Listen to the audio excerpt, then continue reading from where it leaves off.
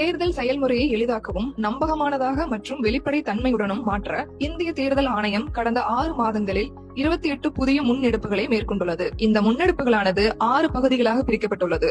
அரசியல் கட்சிகளுடனான இணைந்த செயல்பாடுகள், தேர்தல் முறைகளை தூய்மைப்படுத்துதல், தொழில்நுட்பத்தின் பயன்பாடு, வாக்காளர் பட்டியலின் துல்லியம், வாக்களிப்பதை எளிதாக்குதல் மற்றும் திறன் மேம்பாடு ஆகியனவாகும். இந்த காணொளியில் நாடு முழுவதும் உள்ள வாக்காளர் அடையாள அட்டைகளுக்கு வழங்கப்படும் தனித்துவமான எண்கள் பற்றி பேச போகிறோம். தேர்தல் ஆணையம் வாக்காளர்களுடைய வாக்காளர் அடையாள அட்டை எண் வேறுபட்டிருந்தாலும் அதனை கருத்தில் கொள்ளாது வாக்காளர் தமக்கென ஒதுக்கப்பட்ட வாக்குச்சாவடியில் மட்டுமே வாக்களிக்க முடியும் என்று தெளிவுபடுத்தியுள்ளது. தேர்தல் ஆணையம் இது போன்ற எண்களையுடைய அனைத்து வாக்காளர் அடையாள அட்டைகளுக்கும் தனித்த எண் வழங்கும் நடவடிக்கைகள் எடுக்கப்படும் எனவும் இனிவரும் காலங்களில் வாக்காளர் அடையாள அட்டைகளுக்கு இதே போல தனித்த எண் வழங்கப்படும் எனவும் ஆணையம் முடிவு செய்துள்ளது.